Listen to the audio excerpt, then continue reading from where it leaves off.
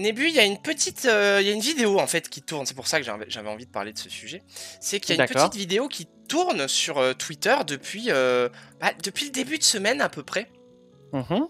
Et je vais vous la montrer cette vidéo. Alors attendez, je prépare juste le setup pour que justement on puisse le voir au mieux. Hop là. Je vous switch dessus et on va regarder ça ensemble. Alors il n'y a pas de son je crois. Si, il y a du son. Si, il y a du son. Donc je vous le remets au début.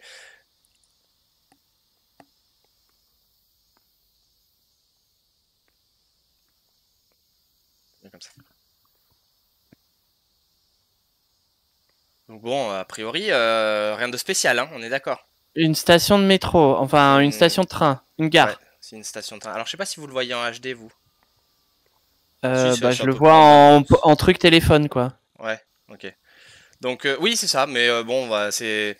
Tu te dis, en plus il y a du bruit d'ambiance et tout, c'est juste un mec qui a filmé un truc... Au Japon en plus, on dirait. Ouais, c'est au Japon, tout à fait. Tout à fait, tout à fait. Je vais avancer un peu la vidéo. Voilà, là.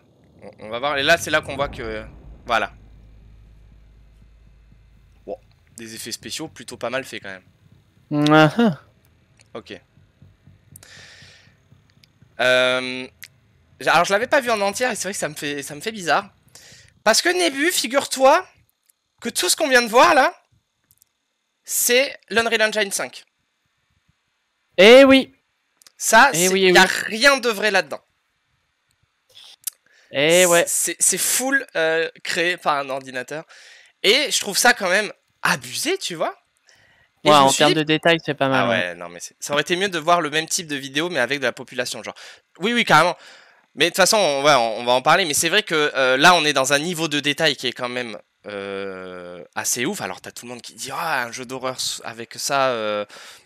Moi, je clame. Ou genre, si The Last of Us était avec ça, meilleur jeu de la décennie. Bon, alors faut pas oublier que c'est une sorte de démo technique et tout ça. On en a et puis, tous les ans. Voilà, et puis c'est limité, c'est très limité à l'endroit où il est, quoi. Tu vois, mais il n'empêche que c'est ultra stylé et quand même super bien fait. Ouais, de toute façon, on avait vu... Alors, arrête-moi si je me trompe, mais le Matrix, la démo technique de Matrix, c'était sur Unreal Engine 5. Exactement. Voilà.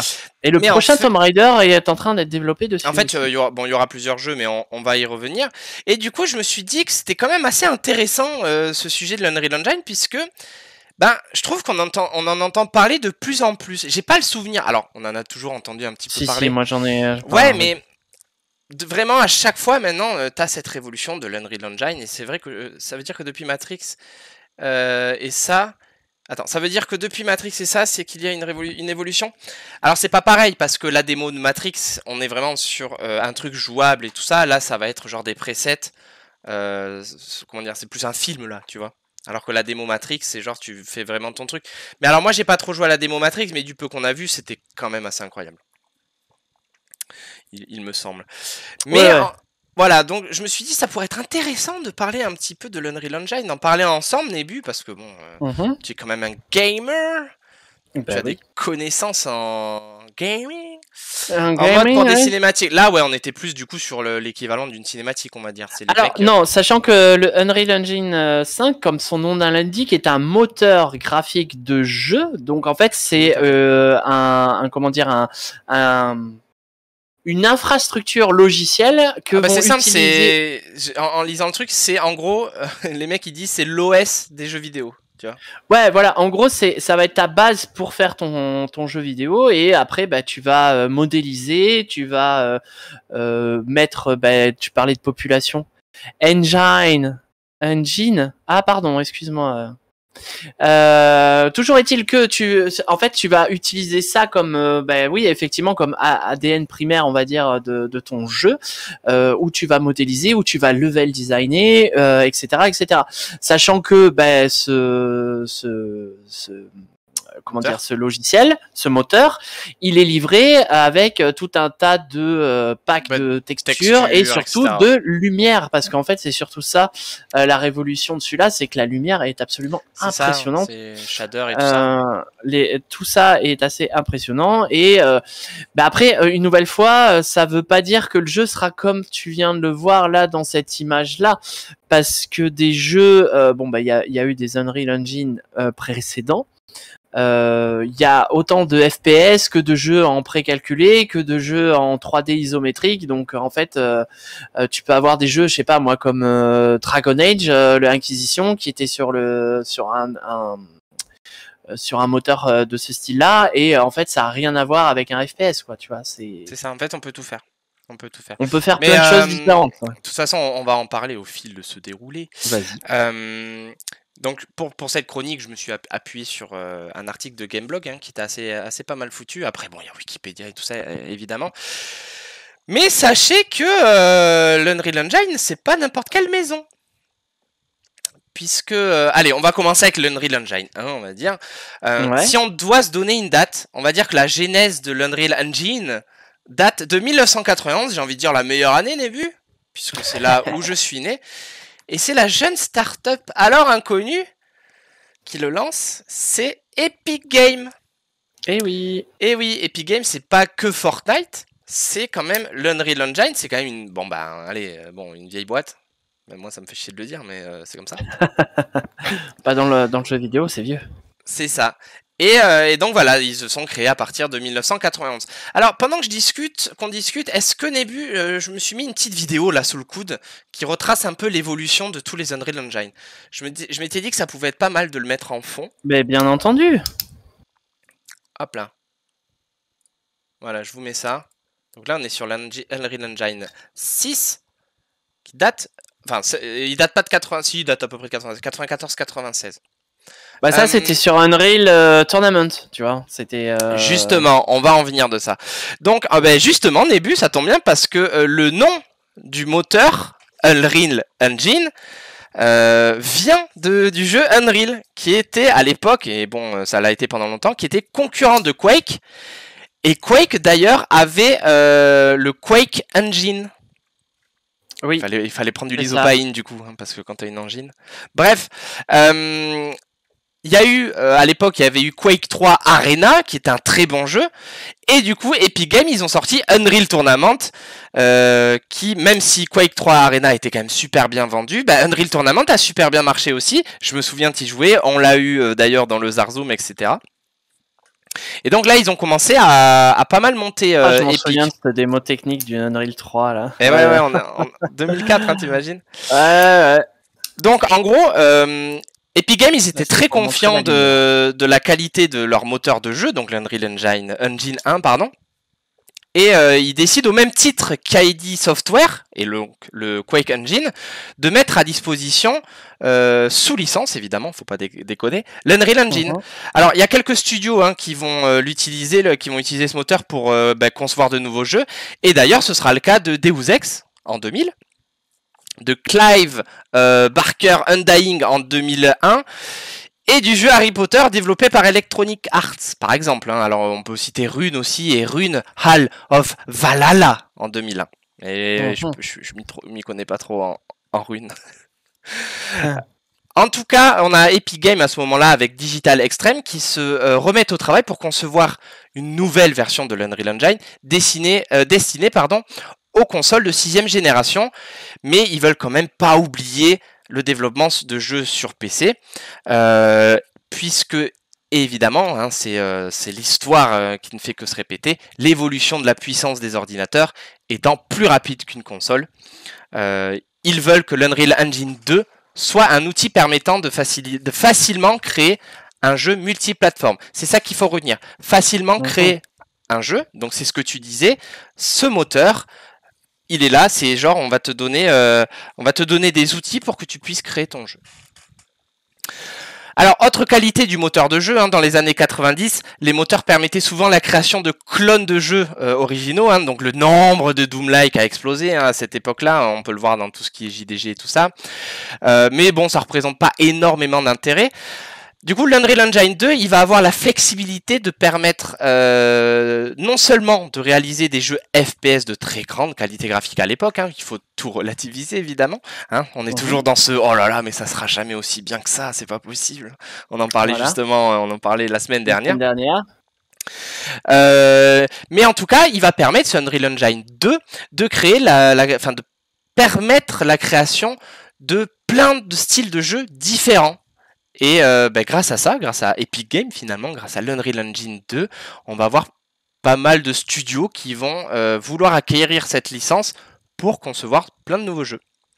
Alors, les premiers à signer, ça sera... Alors quand j'ai vu ça, c'est rigolo, mais le premier à signer, Nebu, est-ce que tu as une idée pour l'Unreal Engine 2?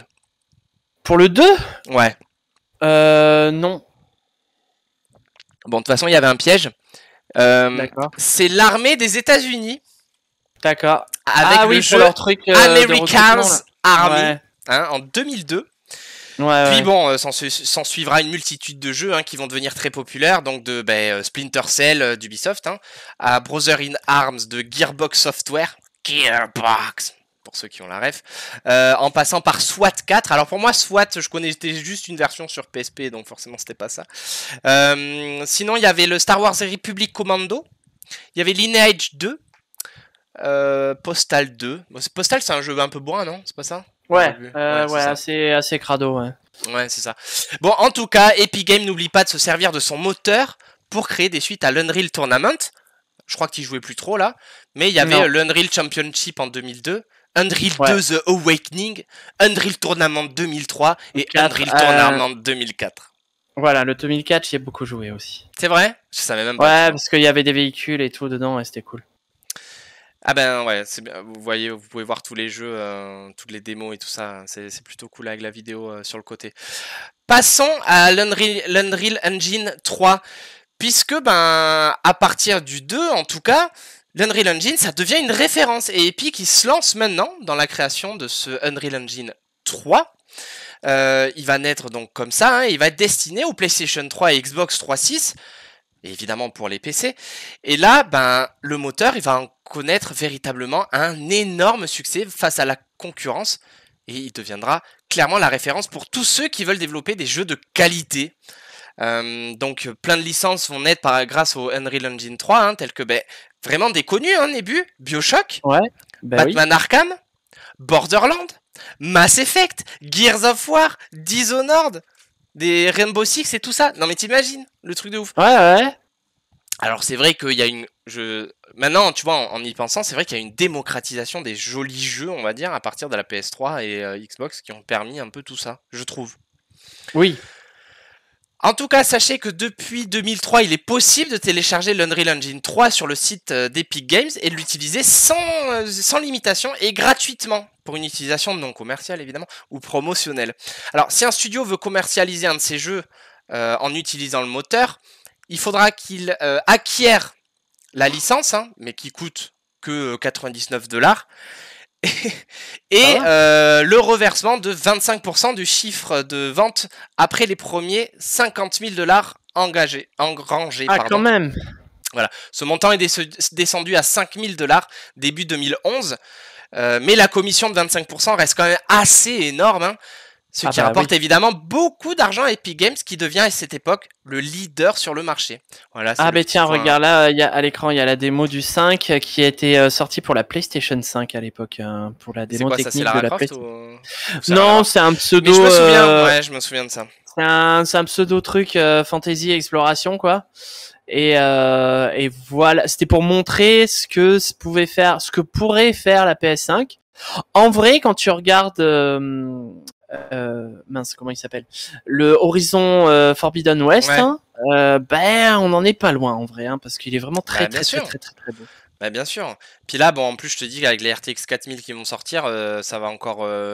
Mais si ça se trouve, ça, dans 20 ans, on se dira que c'était trop moche, tu vois. Et on se dira, mais à l'époque, on se demandait combien. Je vois pas comment on pourrait se dire ça. Parce que, il y a véritablement un écart. Enfin, c'est surtout que à l'époque, tu vois, on en parlait avec les consoles plus et compagnie là. Ouais, On nous sortait des cinématiques de jeux vidéo en CGI, on nous montrait du précalculé sur Resident Evil ou etc. Et on disait putain, les jeux sont tellement beaux. Un jour, tu verras, on aura peut-être du photoréalisme. Et là, effectivement, comme dit Matt, on est de plus en plus en réalisme, photoréaliste. Quels que soient les univers, hein, je veux dire, forcément, on ne sait pas à quoi ressemble une station spatiale dans une galaxie lointaine, très lointaine. Mais on est de plus en plus proche de ce qu'on pourrait avoir comme couleur au cinéma, comme. Alors, au-delà de ça, c'est la physique aussi. Oui, bien sûr. Parce que au tout comme début, tu le disais, la lumière et tout ça, quoi. Voilà, la lumière, bon ça c'est depuis le CryEngine, alors tu vois je lapsus, c'est pas le CryEngine, c'est le Unreal Engine. Depuis le 3, la lumière elle est de plus en plus performante et bluffante. Allez, Drogbot. Et maintenant c'est la physique quoi. Ça a commencé avec le 3, tu pouvais faire tomber quelques cailloux, etc. Et ça techniquement là ce qu'on voit à l'écran c'est pas de la cinématique, hein. C'est un univers. C'est du in-game techniquement, avec du précalculé bien sûr et animé, mais techniquement, si une équipe de développement était suffisamment performante et investie, ça pourrait faire ce genre de jeu. Exactement. Allez, revenons à l'Unreal Engine 3, que je continue ma petite histoire. On estime à 500 000 $ gagnés par Epic Games à chaque licence vendue à des développeurs tiers. Alors, pour les gros développeurs bien sûr, mais t'imagines. Ouais, bah ouais. Epic Games compte du coup rester leader, évidemment, hein, c'est le but. Et c'est en 2005 que l'Unreal Engine 4 est annoncé, alors même que le 3 n'était pas encore sorti, figure-toi. Donc passons à l'Unreal Engine 4, sorti lui en 2014. Alors, ce dernier il utilisera des technologies pour réaliser des jeux en 2D, des jeux mobiles, utiliser la VR, donc la réalité virtuelle. En fait, la multiplication des supports disponibles, c'est un argument qui est ultra convaincant pour les développeurs du jeu vidéo. Et comme je te disais tout à l'heure, de là à dire que l'Unreal Engine tue la créativité, bon, il n'y aurait qu'un pas. Mais après, c'est un peu dur à dire. Ce serait plus les rageux qui diraient ça, on va dire. En fait, le truc, c'est que au-delà de ça, c'est que ça coûte tellement cher et tellement de temps de développer un moteur pour un jeu. Que c'est beaucoup plus simple et tu peux te consacrer à d'autres choses si tu prends un moteur qui est déjà tout fait. Quoi, oui, sauf que là, quand je te parle de tuer la créativité, c'est plus dans le style de jeu au final. Mais, mais c'est un peu abusé de dire que ça tue la créativité parce que, comme je vous l'ai dit, comme j'arrête pas de vous le dire, les possibilités avec ce moteur sont quand même assez nombreuses. Puisque tu peux faire des jeux de voitures, etc. Donc c'est pour ça que je te disais tout à l'heure que le moteur du jeu il est souvent surmonné, le système d'exploitation des jeux vidéo. Voilà, maintenant en fait on vous donne des outils, vous en faites ce que vous voulez. En mars 2015, Epic Games a voulu, alors on va reparler économie un peu, a voulu changer son système économique en rendant tout simplement l'Unreal Engine gratuit.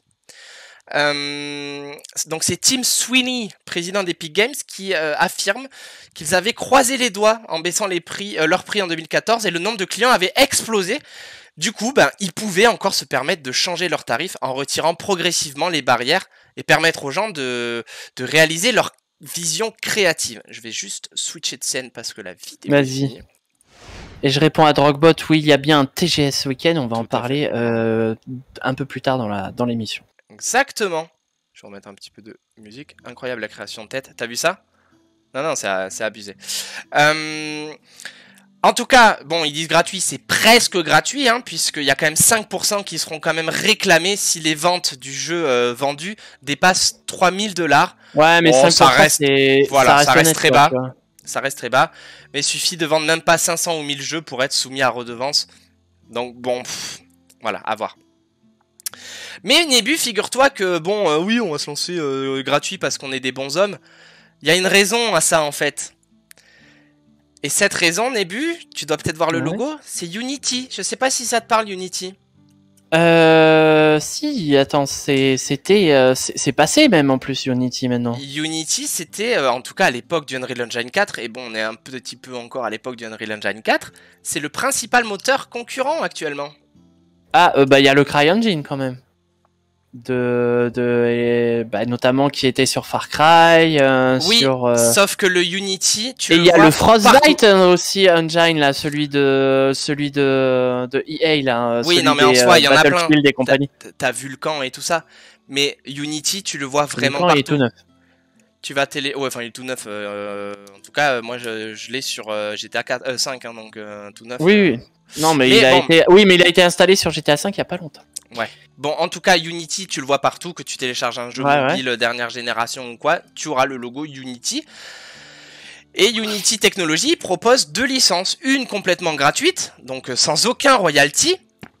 Mais toutes les fonctionnalités, évidemment, ne sont pas présentes. Et une autre licence payante, soit mensuellement, soit en une seule fois. Et du coup, Unity est très utilisé par sa simplicité et sa gratuité. Vulkan, c'est une bibliothèque d'instruction graphique, pas un moteur. Ah, my bad. En tout cas, Epic Games, en tant que leader, peut, évidemment, sans problème, se permettre ce nouveau modèle économique. Et c'est un peu le principe du free-to-play. Hein. C'est les gros développeurs qui font l'essentiel du chiffre d'affaires d'Epic Games, au même type que dans un free-to-play, ceux qu'on appelle les baleines, alors je savais pas qu'on les appelait comme ça, qui payent sans regarder des avantages ou des objets virtuels, payent suffisamment pour que le jeu se fera gratuit pour les autres. Donc ceux qui ne payent rien. Oui. C'est un peu ce principe. Et donc maintenant, depuis quelques mois, on va dire, on va rester en mois, on a l'arrivée de l'Unreal Engine 5, donc on voit pas mal de démos, hein, vous en avez vu là dans la vidéo que je vous ai mis en fond. Et donc tu parlais de Tomb Raider qui serait sur l'Unreal Engine 5. Ouais, ça y est, ils ont commencé le développement voilà. là. Et il y a une grosse annonce. Hein. Voilà, il y avait une grosse annonce dont on a parlé dans le Zarmag justement, c'est The Witcher 4. Voilà, exactement. Ils sera annoncé sur l'Unreal. Voilà, exactement. Je me demande s'il n'y a pas le Star Wars d'Ubisoft. Non, attends, c'est pas le Star Wars d'Ubisoft. Je sais qu'il y a un Star Wars aussi qui passe sur sur Unreal Engine. T'y arrives pas, hein. Enfin, ouais, non, j'y arrive pas. Mais non, il y a effectivement là, ça y est, c'est lancé. On va voir. Et donc on en a parlé tout à l'heure, mais on en avait parlé plus en détail dans un Zarmag de décembre. Mais la démo technique qui se passe dans l'univers de Matrix, c'est pour montrer aussi comment on peut jouer dans l'Unreal Engine. Et comme tu l'as dit, c'est ce qui avait été énormément montré en plus des graphismes dans la démo de Matrix, c'est la physique, évidemment. La physique, ouais, que ce soit lumière, que ce soit gestion de, alors pas lumière figée, mais lumière évolutive, par exemple le jour, quoi, le temps qui défile, des lumières qui sont cassées, enfin, etc. Ça, waouh, c'est absolument bluffant, quoi. C'est impressionnant. Hein. Mais donc voilà, donc on voit, hein, là on est parti sur l'évolution des jeux vidéo depuis, du graphisme des jeux vidéo depuis 91. Ouais. Et les premiers 3D quasiment. Ouais, c'est ça. Et tu dis qu'on revient de loin aussi, hein. C'est ce que je disais la semaine dernière là. Quand on fait le Zarzoom là, les vieux jeux, donc les avant, les jeux qui ont plus de 5 ans. Non. T'en es là maintenant, à ce point-là. Non, mais bon, bref. Donc les jeux qui sont, on va dire plus de 10-15 ans. Surtout, alors en fait la pire période pour moi c'est la période PlayStation 1 et Nintendo 64 où on avait des jeux 3D absolument imbitables, dégueulasses, où les caméras tournaient dans tous les sens et tout ça, et on se disait, et c'est là que je me dis qu'on avait une capacité d'abstraction assez élevée, tu vois, et si tu remontes encore plus loin, que tu vas sur la 2D, des jeux de bagnole, des jeux de sport, on se disait mais waouh, c'est trop bien, c'est trop réaliste, c'est trop ouf. Tu regardes aujourd'hui, aïe. Mais du coup, je sais que toi tu es une des rares personnes que je connaisse qui n'est pas du tout nostalgique des jeux vidéo. Non. Mais comment ça se fait? Enfin, alors, c'est pas que je suis nostalgique, c'est-à-dire que je vais être nostalgique, par exemple, je sais pas moi, admettons, je vais me remémorer, bon, allez, pour prendre un exemple, je vais me remémorer un exemple que tout le monde connaît, la scène de la mort d'Aerys dans Final Fantasy VII, tu vois. Je vais me remémorer de l'émotion, et puis même plus généralement, je vais me remémorer des émotions que j'ai eues quand j'ai joué à ce jeu-là, mais c'est pas pour autant que maintenant, aujourd'hui, j'ai envie d'y jouer. C'est-à-dire que je veux garder, parce que je sais que ça va me décevoir, tu vois, parce que c'est moche, parce que c'est ça veut dire injouable. que toi, tu joues pour les graphismes alors. Mais c'est, bah non, c'est que je joue, bah non, pas forcément, parce que je joue à, enfin, qu'est-ce qu'on a comme jeu moche là dernièrement qui sont sortis, auxquels j'ai joué. Regarde, Mais Super t'as des Geekette jeux. joue à Valheim. Ouais, bon, Valheim c'est moche, mais et voilà, Minecraft. Excuse-moi, j'y joue pas pour les graphismes, tu vois. Même avec ou pas les shaders, tu vois.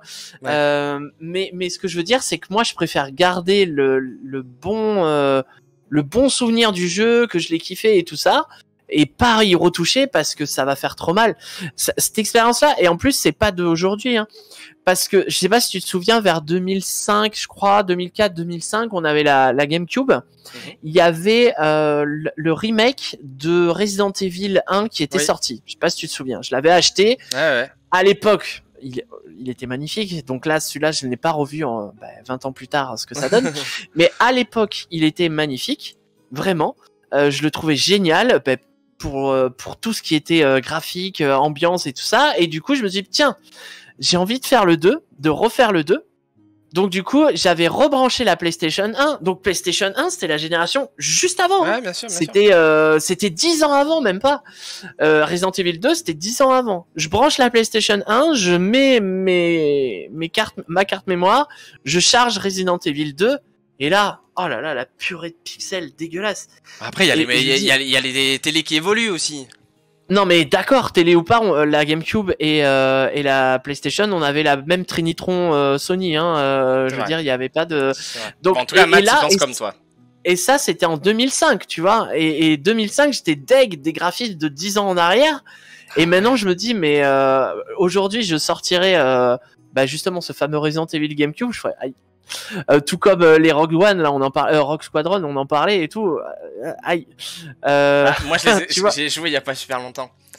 Mais moi, en fait, je suis pas comme vous à me dire que je suis deg des graphismes ou quoi, parce que si je vais y rejouer, je sais comment sont les graphismes, je m'en souviens. Mais ça va pas m'empêcher de kiffer un jeu. Mais non, parce que quelque part, tu sublimes. En vrai. Pas forcément. Regarde, je me suis refait Final Fantasy VII il y a pas longtemps. Ouais, mais il était en mode ouais, ok, alors effectivement. Et j'ai surkiffé, mais parce que je cherchais pas des graphismes. Si, je cherchais des graphismes, je cherchais ces graphismes-là. Ouais. Et je me suis pris une dose de nostalgie que j'ai surkiffé. Parce que au-delà de se dire que les graphismes, machin, j'ai pas envie de m'infliger ça et tout ça, je pense que, et c'est un peu plus méta, mais c'est plus le rapport à la nostalgie qui rentre en jeu là-dedans, tu vois. Et je sais que pour le coup, tous les deux, on est totalement différents là-dessus. Sur ce qui est nostalgie, moi je suis quelqu'un de très nostalgique, tout ça. Mais si je veux lancer, et en fait maintenant, tu vois, en parlant, je comprends ceux qui aiment le rétro gaming, c'est que ils cherchent ça. Ils cherchent ces graphismes de l'époque. Ouais. Bah, du coup, j'ai une question. Est-ce que pour toi, WoW Classic, c'est du rétro gaming? Parce que mine de rien, ça a 17 ans. Et pourtant, ils l'ont sorti en jeu récent. Le truc, c'est que WoW Classic, c'est moche. Bah ouais, mais c'est exactement le même jeu qu'on a joué il y a 17 ans. Oui, mais c'est comme ça que je m'en souvenais. Ouais, d'accord, mais dans ma tête, je sais pas, genre, mais c'est pour ça que beau, mais en vrai de vrai, c'est pas pareil. Ouais, bah moi, comme Nebi, tu penses, Matt. Ouais. Il t'a tué là. Non, mais oui, si, peut-être que. Bon, le rétro gaming pour moi, ça avait été plus tendance à être regarde, de la 2D. Tu sais, regarde, on va faire un petit exercice. Pilolo, il est dans mon camp, il joue à double dash. Non, mais il y a pas de souci. Moi, j'estime depuis. On va pas parler des jeux consoles. Là, je suis en train d'ouvrir Steam, c'est pour ça que j'ai 2 IPS quand je pars. On va regarder ma bibliothèque Steam, parce que Steam, concrètement, je l'ai depuis que ça existe, et donc ça fait depuis 99, hein, tu vois, donc ça avec fait Half-Life. Oh, bah voilà. Le premier que j'ai rajouté dans comment ça s'appelle, dans mon Steam, c'est Half-Life. Franchement, c'est injouable aujourd'hui. Mais c'est pour ça que... Alors, il y a deux choses. Oui, ok, je comprends. Mais il faut... J'ai les Deus Ex aussi. Enfin, mais on en a parlé tout à l'heure. Mais t'as des fans qui refont ça. Regarde, maintenant, t'as Black Mesa qui est le Half-Life refait, qui est joli, tu vois. Bon, certes, c'est de la triche. Alors, oui, mais c'est pas de la vraie nostalgie. Oui, enfin, c'est de la triche, nostalgie du scénario, de l'ambiance, de ce que t'as ressenti au moment où tu as joué. Ça, je suis d'accord. Et je l'ai, hein, je vais pas me mentir. Mais de là à ressortir le jeu pour y jouer, non. Tu vois, Oblivion. Moi, je suis un Elder pigeon, Scroll- je ressors pas le jeu, je l'achète sur une autre console plus récente. Ah putain, ouais, ça c'est encore ça. Non, mais The Elder Scroll 4, Oblivion, tu vois. Donc avant Skyrim. Le jeu sort en 2004. Je sais pas si tu peux retrouver quelques petites images ou de trucs à Tu l'époque. m'as dit lequel? Oblivion. Ouais. Ce jeu-là, quand il est sorti, moi je me souviens, je venais juste de changer de PC. C'était vraiment le truc pour avec Far Cry pour tester, avec Crysis pour tester les performances de ton PC. Et c'était, mais absolument, c'était ce qu'on avait le plus proche du photoréalisme de l'époque. Et Bon, déjà, je vous ai mis sur la mauvaise image, mais bon. Et bon, alors les personnages non. Aïe, aïe, aïe. Pas les personnages, mais les décors, tout le monde trouvait ça magnifique. Mais mec, c'est absolument ignoble. Enfin, c'est dégueulasse. Enfin, maintenant, c'est... En vrai, ça me... Ah. Enfin, oui, je comprends, mais ça me choque pas dans le sens où si j'y joue, c'est pas pour ces graphismes. Non, mais ce que je veux dire, c'est qu'à Bon, j'y l'époque, jouais pas, c'était mais- ça. Enfin, tu vois, on était genre, waouh, c'est trop beau, c'est magnifique, la nouvelle ère du jeu vidéo. Bon. Bah, pour l'époque, ouais, ça me choque pas, c'était, tu vois. bah alors, ouais, effectivement, c'était il y a presque 20 ans, quoi, tu vois. Eh ouais. Non, mais oui, t'as raison. Après, Mais regarde, on va alors, une mettre nouvelle fois, Resident c'est Evil. replacé dans l'époque. C'est replacé dans l'époque. Non, mais, alors, je dois avouer, il y en a un qui m'avait fait mal. C'est Star Fox Adventure. Ah ouais, ben ouais, par exemple. On l'avait surkiffé, ce jeu. Je dois avouer que... Ouais, mais je pourrais y jouer. Mais j'avoue que quand je l'ai relancé... Ah, mais oui, les Gran Turismo, mais ouais. Moi, on avait le Gran Turismo 2, on trouvait ça tellement magnifique, genre les bagnoles toi, super tu es pas si lissées moche, et tout ça. Mec, tu les sors aujourd'hui, les voitures, c'est des carrés, quoi. Ah bah, c'est surtout que maintenant, les jeux de voiture, c'est quand même parmi les jeux les mieux faits maintenant, hein, quand tu vois Forza Horizon Et puis 5. même le Gran Turismo 7, les bagnoles sont absolument abusées, quoi. Et puis nous, regarde, on jouait Mais à... que c'est les... Ben voilà, non mais tu vois, et on trouvait... Alors, dis-toi, quand on jouait à ce jeu-là, Mais moi, ça me à choque Star pas, Fox, putain. on était... Mais waouh, c'est trop bien, les niveaux, ils sont remplis, il y a plein de détails, il y a 4 pièces. Là, on va parler, là. Là, on va parler de belles voitures. Ah, Verali, bah ouais, ouais. Mais, ouais. Alors, oui, ok, c'est pas beau, ça Non, mais vieillit, là, tout ça. Après, là, c'est... Ouais, si, Bah, les celui-là, décors... les il voitures, est en... encore, Non, mais il est ça en... va. Ouais, non, mais il est en Mais les 4K, décors, celui-là. avec les personnages, tu sais, c'était des personnages vignettes Ah bah, 2D, là. on l'a eu dans le Zarzoom, hein. On l'a eu dans le Zarzoom. Ouais. On a grandi avec, mais là, on en est à la PS5, faut suivre le mouvement. Mais est-ce que l'un empêche l'autre, en vrai? Tu vois, c'est ça, le truc. Mais non, mais l'un empêche pas l'autre. Ce que je veux dire, c'est que... Mais tu peux pas reprocher aux gens de pas aimer le rétro gaming, tu vois. Et je ne Enfin, reproche pas aux gens.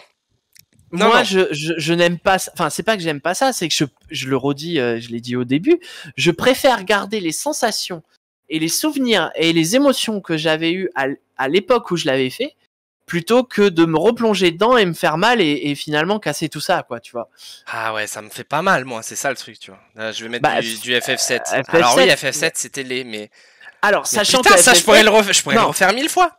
Mais FF7, c'était moche déjà à l'époque. Ben ouais, mais peut-être, mais les FF7, personnages c'est comme avant, ça, avant le graphisme, t'as l'histoire quand même. Non, je suis d'accord. Le remake, c'est un plaisir de retrouver les personnages, mais avec une évolution. Je suis d'accord avec toi. Mais le remake, au-delà graphiquement, oui, histoire, non.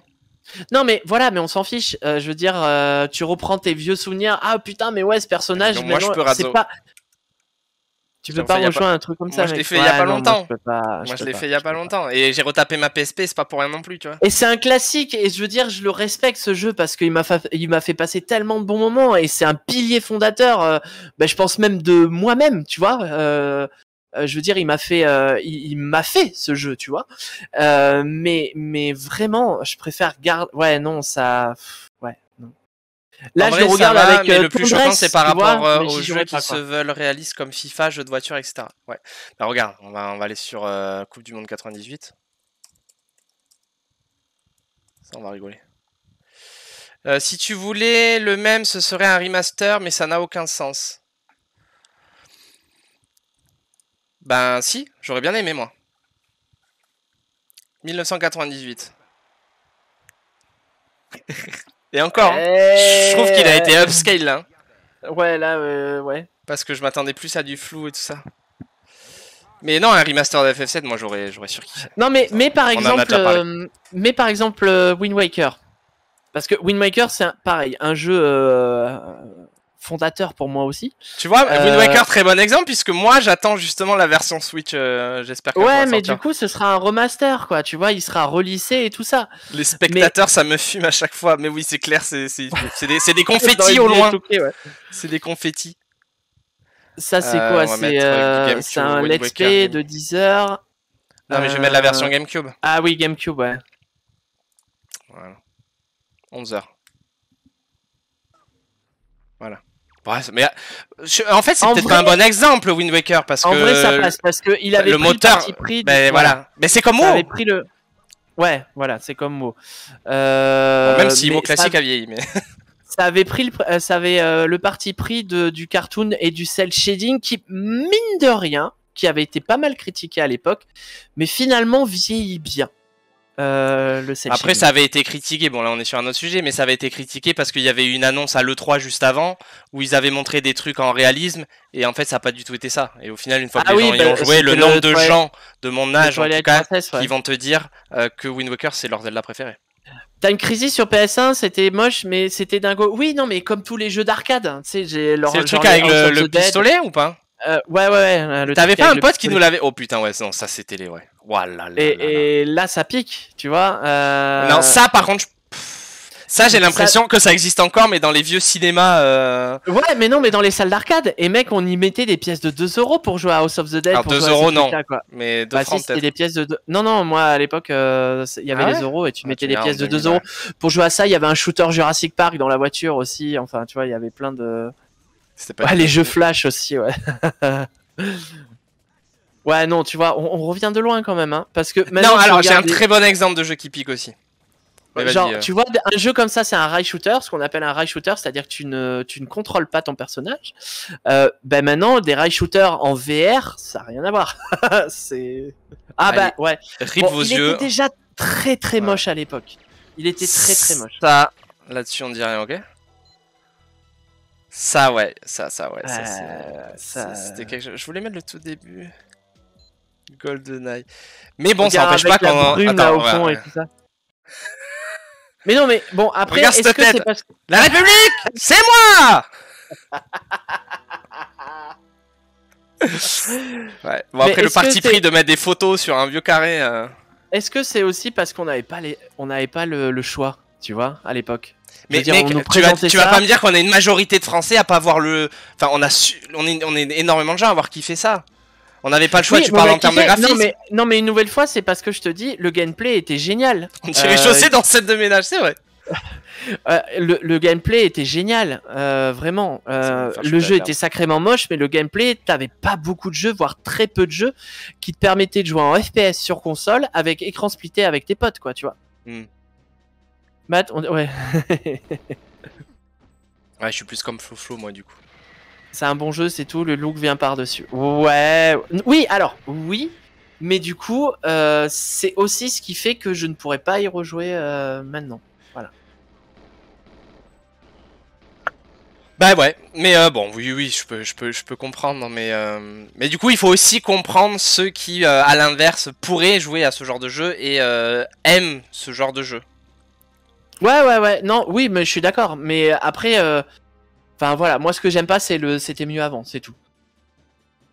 Dégueu ou autre, ça vous a pas empêché de devenir geek. Oui, mais là, du coup, c'est deux geekeries différentes qui s'affrontent, on va dire, plutôt. Mais alors, c'est rigolo que ce soit de nous deux, moi le plus jeune, et qu'il soit le plus nostalgique, tu vois, le plus réceptif à ça. Ouais, c'est vrai. Mais regarde, ces rues vides. Bon, alors, ok, c'est en Russie, c'est le couvre-feu, c'est. Voilà. Mais quand même. Ouais. Quand même. Mais normal, Nadim, t'as rien connu, c'est pour ça. C'est possible, c'est pas con ce que tu dis en vrai. Il y a peut-être cette volonté de. Le Tomb Raider aussi, vas-y, balance le T-Rex là de. Ouais. De rattrapage, tu vois, cette volonté de rattrapage ou quoi, mais. Encore une fois, je vais revenir sur FF7, mais je l'ai déjà fait et je pourrais le refaire 1000 fois et je l'ai refait sur Switch il y a pas longtemps. Mieux que le dernier Battlefield. Tomb Raider. Putain, j'avoue que Tomb Raider avec ses nichons tout. 96 Tomb Raider? Ouais. Bah, mais attends, juste parce que la cinématique à l'époque c'était la folie quoi. Ouais. Bon, tu me diras comme les cinématiques de FF7 à l'époque, mais bon. Ouais, je me souviens, la plus grosse claque c'était la cinématique de FF8 qu'il y avait dans le CD de FF7. Enfin, dans le... J'aurais tellement kiffé naître il y a genre 15 ans. Ouais, bah ouais, maintenant les geeks c'est la mode et tout. Au lycée, les gamins geeks, ils ont la cote. Ceux qui regardent des mangas, c'est le sujet principal. Alors que moi, je me souviens en 4ème, j'avais honte de dire que je regardais Pokémon pendant les vacances. Que je disais à mon frère de venir me lever pour regarder Pokémon. C'est rigolo parce que c'est justement un sujet dont parlait Marion des Super Geekettes tout à l'heure sur... Enfin, ça en parlait un peu. C'était en gros les compétences geek à mettre dans un CV, tu vois. Et c'est vrai que... alors j'ai l'impression que leur audience est plus âgée que la nôtre. Mais plus dans ta veine à toi, tu vois. Ouais. Et du coup, ils disaient ça, que oui, à l'époque, eux, au lycée, le jeu de rôle, c'était mal vu, tu te cachais pour jouer au Magic et tout ça, tu vois. Ah bah carrément. Alors moi j'étais sur la fin de ça, moi ça allait. Moi, je me suis mis au Magic au lycée, donc déjà, ça faisait quand même quelques temps que Magic existait, ça faisait au moins 10 ans, parce que moi, j'étais en terminale en 2003 à l'époque, et je me souviens, on était au foyer dans un coin, et il y a personne qui venait nous adresser la parole. Alors moi, à l'époque, j'avais quand même pas mal de potes. Mais qui étaient pas du tout geeks. Et quand ils me voyaient jouer avec ça, ils venaient en mode genre, mais qu'est-ce que tu fais ouah là là. Et alors les filles, n'en parlons même pas. Je veux dire, quand les filles venaient taper la bise, c'est clair. Les filles qui venaient me voir me taper la bise, t'avais mes potes qui étaient à côté et ils avaient leur carte et ils se cachaient derrière leur carte, tu vois, parce que une fille, tu vois. Enfin voilà, c'était cette époque-là, quoi, tu vois. C'était moi, à mon époque, justement, ça devenait pas tendance, mais genre c'était ok, tu vois. Ouais. C'était ok, je me souviens pas en avoir. Moi, c'était plus les boutons qui faisaient fuir les filles, quoi. Ouais, il y a ça. Moi, je me souviens aussi en fait, t'avais toute cette période où tu voulais pas. Enfin, à l'époque, c'était genre toutes ces conneries-là que maintenant on dit des geekeries. C'était pour les gamins, tu vois, genre les Lego, les Pokémon. Mais ça, j'ai l'impression que c'est depuis pas très longtemps. Hein. Et alors voilà, ce que je te dis, c'est que moi à l'époque, je me souviens quand je suis passé en 5e, 4e, donc fallait être un grand, tu vois. Donc du coup, les Lego, je les avais virés, je les avais tous foutus dans ta piole. Oui, c'est vrai. Et Pokémon, je disais à personne que tu me levais le matin pour regarder Pokémon, tu vois. Et je sais pas, vers la troisième, pu te faire chanter, quoi. Ouais, vers la 3e ou la seconde, j'ai assumé, je me dis mais non, mais les Lego c'est trop bien. Les Pokémon, j'adore ça. Et en fait, à partir du moment où t'assumes, t'as d'autres gens, tu les convaincs en fait. Tu vois, le nombre de gens qui se sont remis au Lego. C'est exactement ce qui s'est dit. C'est exactement ce qui s'est dit dans le stream des Super Geekettes tout à l'heure. Hein. De ça, c'est que ça permet d'assumer en fait, tu vois. Non mais carrément. Et franchement, tu vois tout notre entourage. Enfin voilà quoi. On a un entourage, on va dire très geek aussi. On n'est pas la majorité, mais c'est pas un gros mot quoi. Tu vois maintenant, c'est pas dire que tu joues aux jeux vidéo. Déjà, on t'admire parce que t'as le temps de jouer aux jeux vidéo. Hein, mais voilà, et puis même faire du Twitch quoi. Tu vois, genre tu fais du stream, mais c'est quoi ça? Enfin voilà, c'est ce genre de truc. Regarde ma Manzar, t'es sur Twitch. La séance nostalgie, ouais carrément, ouais c'est ça. Je jouais à la PSP au lycée, on passait pour des gamins. Mais tu m'étonnes. Et encore, nous, au lycée, c'était en terminale. Il y avait eu la ressortie, il y avait la sortie de Mario Kart sur Game Boy Advance, sur la Game Boy Advance. Et mine de rien, tu vois, on avait tous quand même une Game Boy Advance. Et donc, du coup, on jouait à Mario Kart avec notre câble Link en cours de philo, parce que la philo, ça servait à rien. Et on avait quand même tous notre truc. Mais après, effectivement, on était une 5-6 dans cet univers-là. Et après, les autres, mais vous êtes des gamins. Franchement, vous avez quel âge? Enfin, voilà, quoi, tu vois. C'est sûr qu'on était plus LAN party que soirée beuverie. Même si toi, je sais que t'étais plus soirée beuverie que LAN party. Moi, j'étais plus soirée beuverie, ouais. Voilà. Bref, on a un peu digressé de notre sujet. Tomb Raider, quoi. Tu vois, j'y ai passé des heures. Et en fait, en vrai, c'est-à-dire que la nostalgie, elle s'exprime pas pareil chez moi. C'est-à-dire que là, tu vois, je me vois à la frontière en train de jouer à ce truc-là, à passer mes nerfs sur la manette parce que j'arrive pas à trouver les trucs. Et à l'époque, il y avait pas les solus. Fallait qu'un pote à toi, il ait un PC, qu'il aille sur le TAJV, qu'il le mette sur une disquette, enfin, qu'il t'imprime ça au CDI, enfin, tu vois, laisse tomber, quoi. Et je passais des heures sur ça, quoi, et j'adorais. Tu disais, ouais, c'est des rues antiques, c'est trop bien. Voilà, quoi.